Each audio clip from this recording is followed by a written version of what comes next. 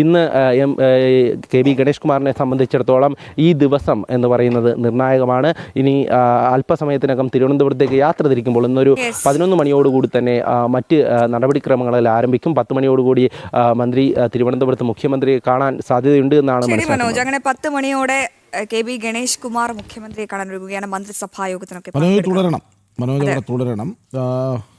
നമുക്ക് പ്രശാന്ത് ശങ്കരമംഗലത്ത് കൂടി ഒപ്പം ചേരുന്നുണ്ട്. പ്രശാന്ത്, നോക്കൂ, വളരെ പെട്ടെന്ന് ഒരു വിവാദം വരുന്നു.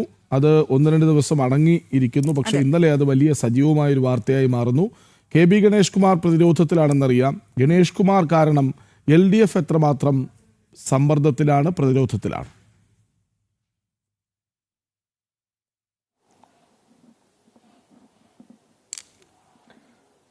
കൃഷ്ണരാജ്, ഈ അപ്രതീക്ഷിതമായി ഉണ്ടായ വിവാദം അത് വലിയ രീതിയിൽ ആളിക്കത്തുന്ന ഒരു സാഹചര്യം നിലനിൽക്കുന്നു. സംസ്ഥാനത്തെ ഒരു മന്ത്രി കേന്ദ്രീകരിച്ചുകൊണ്ട് ഇത്തരത്തിൽ ഒരു ഗാർഹിക പീഡനം എന്ന നിലയിലൊക്കെ എത്തുന്ന, മന്ത്രിയുടെ അവിഹിതം എന്ന നിലയിലേക്കൊക്കെ എത്തുന്ന തരത്തിലേക്കൊരു അത് വ്യാപിക്കുകയും ചെയ്യുന്നു. തുടർന്നാണ് കഴിഞ്ഞ ദിവസം ഈ വാർത്തകൾ വലിയ രീതിയിൽ പ്രചരിക്കുകയും മന്ത്രിയുടെ ഭാര്യ തന്നെ മന്ത്രിക്കെതിരെ രംഗത്ത് വരികയും ചെയ്യുന്ന ഒരു സാഹചര്യമൊക്കെ ഉണ്ടായിരുന്നത്.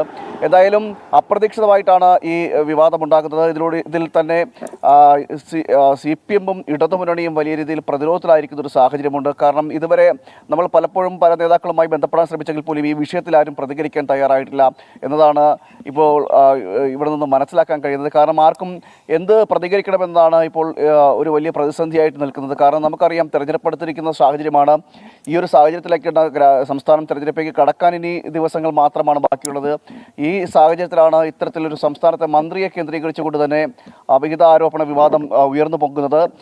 ഇതിലാണ് വലിയ രീതിയിൽ ഇപ്പോൾ സർക്കാർ പ്രതിസന്ധിയിലാകുന്നു. അതോടൊപ്പം തന്നെ CPM ഒരു ഭാഗത്ത് പ്രതിസന്ധിയിലാകുന്നു. അതോടൊപ്പം ഇടതുമുന്നണിയും ഇതിൻ്റെ ഭാഗമായിട്ട് വരികയും ചെയ്യുന്നു എന്നതാണ് ഏറ്റവും എടുത്തു പറയേണ്ടത്. നമുക്കറിയാം, മറ്റൊരു കാര്യമെന്ന് പറയുന്നത്, ഈ ബിന്ദു മേനോൻ പറഞ്ഞിരുന്നു ഇക്കാര്യങ്ങളെല്ലാം, അതായത് ഗണേഷ് കുമാർ സംബന്ധിച്ചിട്ടുള്ള വിഷയങ്ങളെല്ലാം മുഖ്യമന്ത്രിയുടെ മകളെ ധരിപ്പിച്ചിരുന്നു എന്നാണ് അറിയുന്നത്.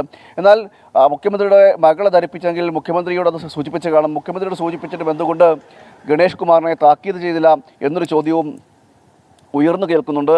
ഇന്ന് മന്ത്രിസഭാ യോഗം നടക്കുന്നുണ്ട്. മന്ത്രിസഭാ യോഗത്തിൽ ഗണേഷ് കുമാർ പങ്കെടുക്കും. ആ മന്ത്രിസഭാ യോഗത്തിന് ശേഷമായിരിക്കും എന്ത് തീരുമാനമെടുക്കുമെന്നത് അടക്കമുള്ള കാര്യങ്ങളിൽ കേരളം ഉറ്റുനോക്കിക്കൊണ്ടിരിക്കുന്നത്. സ്വാഭാവികമായിട്ടും ഗണേഷ് കുമാറിനെതിരെ നടപടി ഉണ്ടാക്കാൻ സാധ്യതയില്ല എന്നാണ് നമുക്ക് മനസ്സിലാക്കാൻ കഴിയുന്നത്. കാരണം ഇത്തരത്തിൽ സമാനമായ വിവാദങ്ങൾ നേരത്തെയും CPM-ൽ ഉയർന്നിട്ടുണ്ട്. CPM-ലെ നിരവധി നേതാക്കൾ ഇത്തരത്തിൽ സ്ത്രീ പീഡനം അടക്കമുള്ള വിവാദങ്ങൾ അല്ലെങ്കിൽ ലൈംഗികാരോപണ കേസുകളുമായി ബന്ധപ്പെട്ട നിരവധി വിവാദങ്ങളിൽ പെടുകയും അത് കേസായി വരുന്ന സാഹചര്യമൊക്കെ ഉണ്ടായിരുന്നു. അവരെയൊക്കെ സംരക്ഷിച്ചു നിർത്തുന്ന ഒരു സമീപനമാണ് ഇതിനു മുമ്പ് CPM സ്വീകരിച്ചിരുന്നത്. അവരെല്ലാം തുടർന്ന് ഈ വിവാദങ്ങൾക്ക് ശേഷം അവരെല്ലാം ഓരോ സ്ഥാനത്തിൻ്റെ ഓരോ വിഭാഗത്തിൻ്റെ തലപ്പത്ത് കൊണ്ടെത്തിക്കുന്ന സാഹചര്യമൊക്കെ നമ്മൾ കണ്ടതാണ്.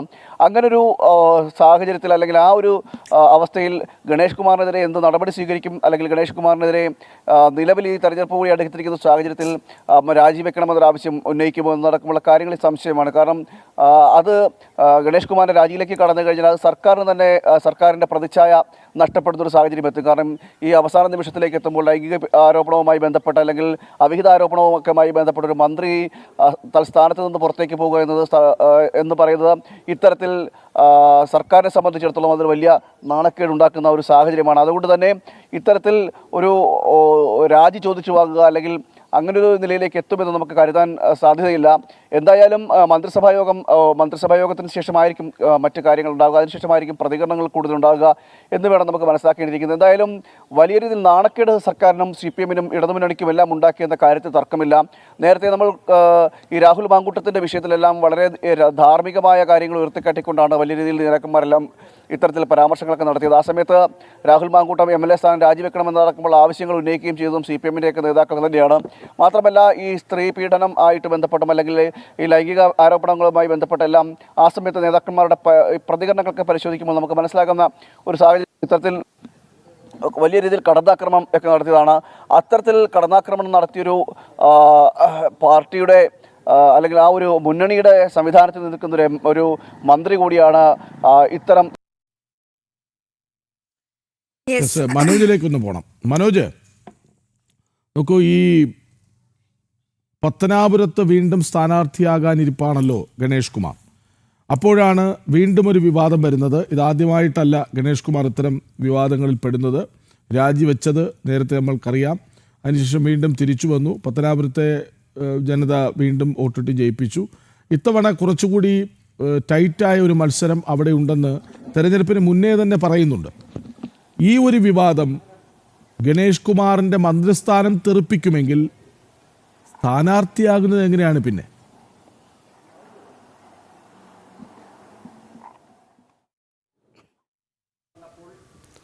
തീർച്ചയായും അത്തരത്തിൽ തന്നെയാണ് കാര്യങ്ങളുടെ പോക്ക്. അതായത് ഗണേഷ് കുമാറിന് വലിയൊരു ആത്മവിശ്വാസം എന്ന് പറയുന്നത് കഴിഞ്ഞ ദിവസം തന്നെ ഈ പ്രതികരണം നടത്തുമ്പോൾ പത്തനാപുരത്തെ ജനങ്ങൾക്ക് എന്നെ കൃത്യമായി അറിയാമെന്നുള്ളതാണ്. അതായത് എന്തൊക്കെ താൻ കാണിച്ചാലും പത്തനാപുരത്തെ ജനങ്ങൾ തനിക്ക് വോട്ട് ചെയ്യും എന്നുള്ള കാര്യമൊക്കെയാണ് കഴിഞ്ഞ ദിവസത്തെ പ്രതികരണത്തിലൂടെ മനസ്സിലായത്. പക്ഷേ ഗുരുതരമായിട്ടുള്ള ആരോപണങ്ങളാണ് നേരത്തെ ഉയർന്നു വന്നിട്ടുള്ള ആരോപണങ്ങൾ പോലെ തന്നെ. അതായത് മുൻപ് പരാതിയടക്കം കൊടുക്കുന്നു, പിന്നീട് അത് രാജിയിലേക്ക് കാര്യങ്ങൾ മാറുന്നു.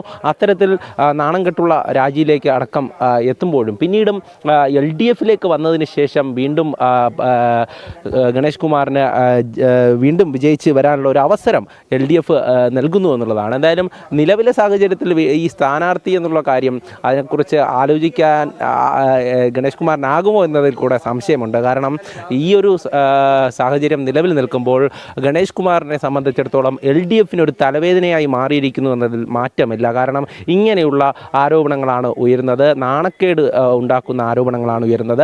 അത്തരം ആരോപണങ്ങൾ നേരിടുന്ന ആളെ LDF വീണ്ടും ന്യായീകരിക്കുകയാണ്, അല്ലെങ്കിൽ ഇടതുമുന്നണി ഇങ്ങനെ ചേർത്ത് പിടിക്കുകയാണെങ്കിൽ അത് മറ്റൊന്നും ആയിരിക്കില്ല. ജനങ്ങളുടെ ഭാഗത്തു നിന്നുള്ള മറുപടി എന്ന് പറയുന്നത് ജനങ്ങൾ വോട്ടിലൂടെ അത് വിധി എഴുതും എന്നുള്ളത് തന്നെയാണ് നമുക്ക് മനസ്സിലാവുന്നത്. കാരണം പല ഭാഗത്തു നിന്നും ഗണേഷ് കുമാറിനെതിരെ ഉയർന്നു വരുന്നത് അത് വിവിധ രാഷ്ട്രീയ കക്ഷികളുടെ ഭാഗത്തു നിന്ന് മാത്രമല്ല, പൊതുജനങ്ങളുടെ ഭാഗത്തു നിന്നടക്കം ഇത്തരത്തിലുള്ള ആരോപണങ്ങളും അതോടൊപ്പം തന്നെ വിമർശനങ്ങളും ഉയർന്നു വരുന്നു എന്നുള്ളതാണ്. എത്രയൊക്കെ തന്നെ ന്യായീകരിക്കാൻ ശ്രമിച്ചാലും ഗുരുതരമായിട്ടുള്ള പ്രശ്നങ്ങളിലാണ് ഇപ്പോൾ മന്ത്രി ചെന്നുപെട്ടിരിക്കുന്നത്. അല്ലെങ്കിൽ മന്ത്രി കൃത്യമായും അതിലൊരു പ്രതികരണം നടത്തണമായിരുന്നു. കഴിഞ്ഞ ദിവസം തന്നെ തൊട്ടും തൊടാതെയുമുള്ള മറുപടിയാണ് മന്ത്രി പറഞ്ഞു പോയത്. പക്ഷേ ഇനി, അതായത് ഭാര്യയുടെ പ്രതികരണത്തിന് ശേഷം മന്ത്രി പ്രതികരിച്ചില്ല എന്നുള്ളത് പ്രധാനപ്പെട്ട ഒരു കാര്യം തന്നെയാണ്. എന്തുകൊണ്ട് മന്ത്രി പ്രതികരിക്കുന്നില്ല എന്നുള്ള ഒരു ചോദ്യം കൂടെ പൊതുജനങ്ങളുടെ ഭാഗത്തു നിന്ന് ഉയർന്നു വരികയാണ്. ഭാര്യ പറഞ്ഞത് തെറ്റാണെങ്കിൽ അതിനെ നിഷേധിക്കാൻ ഗണേഷ് കുമാർ തയ്യാറാവട്ടെ എന്നുള്ള കാര്യം കൂടെ പൊതുജന ഭാഗത്തു നിന്നും ഉയർന്നു വരുന്നുണ്ട്. അതിന് ഒപ്പം തന്നെ പ്രതിഷേധവും ശക്തമാവുകയാണ്. അതായത് ഗണേഷ് കുമാറിനെതിരെ നേരത്തെയും പ്രതിഷേധമുണ്ടായിട്ടുണ്ട്. പക്ഷേ ഇത്തവണ, അതായത് തെരഞ്ഞെടുപ്പ് അടുത്തിരിക്കുന്ന ഘട്ടമായതുകൊണ്ട് തന്നെ പ്രതിപക്ഷ സംഘടനകളെ സംബന്ധിച്ച് കുറച്ചുകൂടെ ആവേശം ഈ ഒരു പ്രതിഷേധത്തിൽ ഉണ്ടാകും എന്നുള്ളതിൽ മാറ്റമല്ല. എന്തായാലും ഗണേഷ് കുമാർ അല്പസമയത്തിനകം തന്നെ വീടിന് പുറത്തേക്ക് ഇറങ്ങുമെന്നാണ് പ്രതീക്ഷിക്കുന്നത്. ഇന്ന് തിരുവനന്തപുരത്തേക്കുള്ള യാത്രാമധ്യേ ഇത്തരത്തിലുള്ള പ്രതിഷേധങ്ങൾ ഉണ്ടാകുമോ എന്നുള്ളതും നോക്കിക്കാണേണ്ടിയിരിക്കുന്നു. എന്തായാലും മന്ത്രിസഭയിൽ നിന്ന് പുറത്തേക്കോ എന്നുള്ള ചോദ്യം തന്നെയാണ് ഉയരുന്നത്.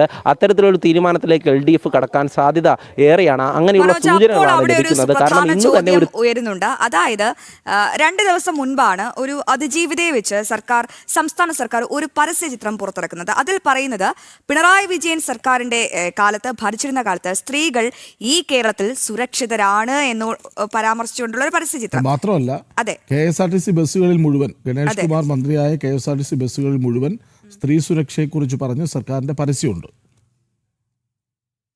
അപ്പോൾ മനോജ്, എൻ്റെ ചോദ്യം, അപ്പോൾ അങ്ങനെ പറയുന്ന മുഖ്യമന്ത്രി പിണറായി വിജയൻ സർക്കാരിന്റെ കീഴിലുള്ള ഒരു മന്ത്രിയുടെ വീട്ടിൽ പോലും ഒരു സ്ത്രീ സുരക്ഷിതയല്ല എന്നുള്ള കാര്യമാണ് ഇപ്പോൾ നമുക്ക് ബോധ്യമാകുന്നത്. അപ്പോൾ ഇത് പ്രതിരോധിക്കുക എന്നുള്ളത് വലിയ കാര്യം തന്നെയാണ്. പ്രത്യേകിച്ച് നിയമസഭാ തിരഞ്ഞെടുപ്പ് അടുക്കുമ്പോൾ ആകെ മൊത്തം പ്രശ്നമാണ് പൊട്ടിത്തെറി, തമ്മിൽ തല്ല്, ഈ സ്വർണ്ണ കവർച്ച. അതിന് പിന്നാലെയാണ് ഇപ്പോൾ ഒരു അവിഹിതം കൂടി. അപ്പോൾ ഈ വിഹിതം എങ്ങനെ സംസ്ഥാന സർക്കാർ അതിൽ നിന്നും തലയൂരും മനോജ്?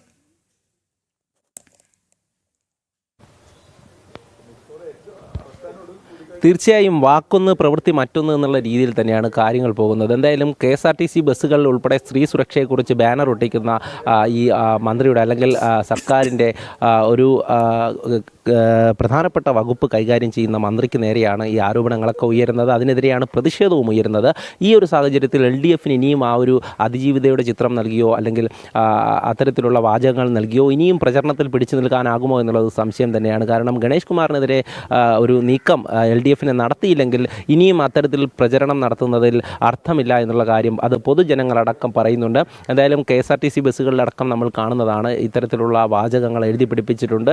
സർക്കാരിൻ്റെ നേട്ടങ്ങളെന്നും അതോടൊപ്പം തന്നെ സ്ത്രീ സുരക്ഷയെ പറ്റിയുമൊക്കെ വലിയ വാചകങ്ങളിൽ ഇന്ന് KSRTC ബസ്സുകളിലെ ഫ്ലെക്സുകളുണ്ട്. പക്ഷേ ആ KSRTC വകുപ്പ് കൈകാര്യം ചെയ്യുന്ന മന്ത്രിയുടെ ഭാഗത്തു നിന്നുണ്ടായിട്ടുള്ള കാര്യങ്ങൾ അത് ഭാര്യ തന്നെ തുറന്നു പറയുന്ന ഒരു സാഹചര്യം. അതായത് സ്വന്തം മന്ത്രിയുടെ വീട്ടിൽ പോലും സ്ത്രീ സുരക്ഷിതയല്ല എന്നുള്ള ഒരു വാചകം തന്നെയാണ് ഭാര്യയുടെ വായിൽ നിന്നും, അതായത് ബിന്ദു മേനോൻ കഴിഞ്ഞ ദിവസം നടത്തിയ പ്രതികരണത്തിൽ നിന്നും മനസ്സിലാകുന്നത്.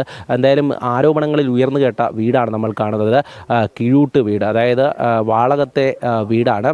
ഈ വീട്ടിലാണ് ഇത്തരത്തിലൊരു സംഭവം നടന്നതായി ആരോപിക്കുന്നത്. പോലീസ് ഇവിടേക്ക് എത്തിയതായി സ്ഥിരീകരിക്കുന്നത്, തുടർന്ന് സ്പെഷ്യൽ ബ്രാഞ്ച് അടക്കം റിപ്പോർട്ട് നൽകുന്നത്. എന്തായാലും ആഭ്യന്തരം കൈയാളുന്ന മുഖ്യമന്ത്രിക്ക് ഇക്കാര്യങ്ങളിൽ ഒരു സ്ഥിതിഗതികളൊക്കെ വിലയിരുത്തിക്കൊണ്ട് ഒരു നടപടിയിലേക്ക് കാര്യങ്ങൾ പോകേണ്ടി വരുമെന്നുള്ളതാണ്. മുഖ്യമന്ത്രിക്ക് നേരിട്ട് തന്നെ KB ഗണേഷ് കുമാറിനോട് രാജി ആവശ്യപ്പെടേണ്ട ഒരു സാഹചര്യം ഉണ്ട് എന്നുള്ളതാണ് മനസ്സിലാക്കുന്നത്. എന്തായാലും അങ്ങനെ ഒരു രാജിയിലേക്കാണ് കാര്യങ്ങൾ പോകുന്നത്.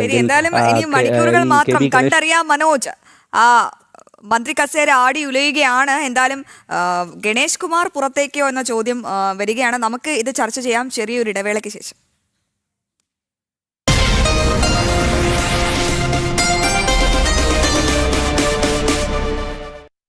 Match, Meet, marry, start your story on infomarry.com. ജീവിത പങ്കാളിയെ തിരഞ്ഞെടുക്കാൻ വിശ്വസ്ത പങ്കാളി ഇന്ന് തന്നെ ആപ്പ് ഡൗൺലോഡ് ചെയ്യൂ. ദിലീപ്സ് ആർക്കേസ് study abroad. Europe is the hope.